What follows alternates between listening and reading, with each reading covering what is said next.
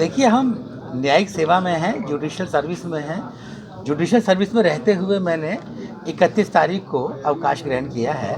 तो उस समय जो भी जब तक मैं न्यायिक सेवा में रहा, मैंने पूर्ण निष्ठा के साथ अपना कार्य किया, मेहनत के साथ अपना कार्य किया और मेरे मन में एक इच्छा हमेशा रहती थी कि जो भी मैं जजमेंट लिखूँ, आदेश लिखूँ, वो बेहतरीन होना चाहिए, उसमें कोई कमी नहीं होनी चाहिए। मैं 1 बार, 2 बार, 3 बार उसको पढ़ के करेक्ट करके तब अपने फैसले लिखता था और प्रयास करता था कि जो भी जजमेंट हैं, फैसले हैं, वो न्याय प्राप्त करने के लिए, न्याय प्राप्त करने के उद्देश्य से लिखे जाएँ और उसमें कोई त्रुटि न रहे। तो इसी वजह से जो भी मैंने आदेश किए और वो सब इसी भावना से किए कि पत्रावली पर जो सामग्री है, जो साक्ष्य है, जो उभय पक्ष का जो वृत्तांत है, अभिवचन है, उनको ध्यान में रख के मैं अपने फैसले करूं और जहां तक हो सके न्याय के उद्देश्यों को वो पूरा करें और उचित हो और जो मेरी बेस्ट ऑफ माय एबिलिटी है उसके अनुसार मैं फैसला लिखूं। यही मेरी हमेशा इच्छा होती थी।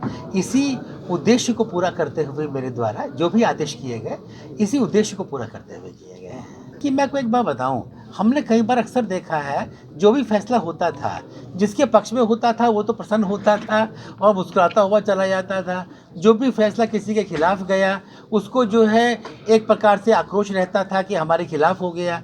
अपनी स्थिति को जानने का कोई प्रयास करता नहीं था, लेकिन वो सोचते थे कि साहब हमारे खिलाफ फैसला गया है।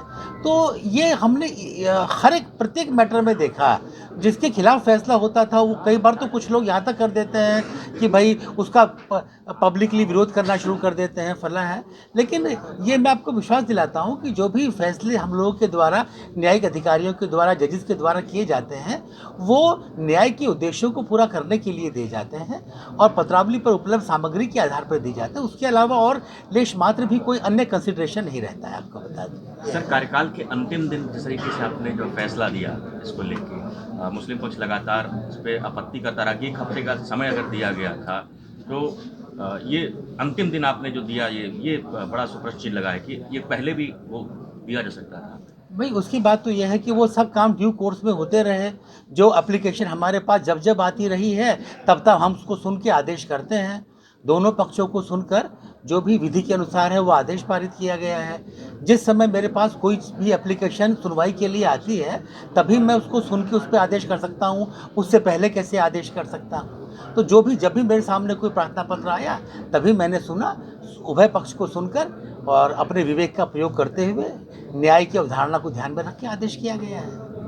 ये बात है।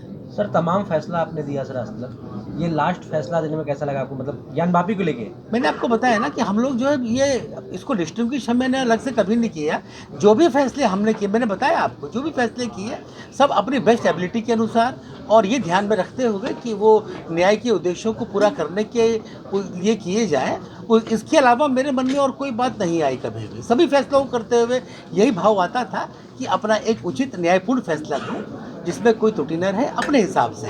बाकी तो आप जानते हैं अपीलेट सिस्टम हमारे यहाँ बना हुआ है, क्योंकि ये मान के चला जाता है कि कोई लीगल त्रुटि या कोई भी कर सकता है, जाने अनजाने भी हो सकती है। तो इसीलिए अपीलेट कोर्ट है, ताकि अगर हमसे कहीं कोई गलती हो जाए तो अपीलेट कोर्ट सुधार सकती है उसको।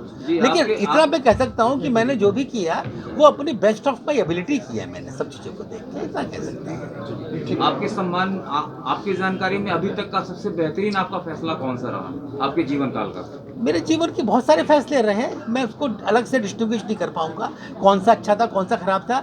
मैंने बताया ना, मैंने आपसे फिर दोबारा मैं रिपीट कर रहा हूँ, मैंने अपनी बेस्ट ऑफ माई एबिलिटीज़ के हिसाब से मैंने सब फैसले दिए हैं और सभी अच्छे दिए हैं। मैंने अपनी ओर से कोई कमी नहीं की है। वो अलग बात है, कई बार जो है अपीलेट कोर्ट में जाके कई बार कुछ जो है बहाल भी हुए हैं, कुछ चेंज भी हो जाते हैं, उससे भी एक अलग बात हो गई। मैंने अपनी ओर से to the best of my ability मैंने अपने फैसले दिए। मैं इतना कह सकता हूं। संजय भैया, पेश है न्यूज बकेट हिंदी मासिक पत्रिका। पढ़ें इस महीने की पूरी खबर विस्तार से हमारे न्यूज बकेट की मैगजीन में। हमारी ई मैगजीन को मुफ्त में पढ़ने के लिए अभी लॉग इन करें www.newsbucket.in पर। इसके अलावा रोज की ताज़ा खबरों के लिए हमारे YouTube चैनल को तुरंत सब्सक्राइब करें।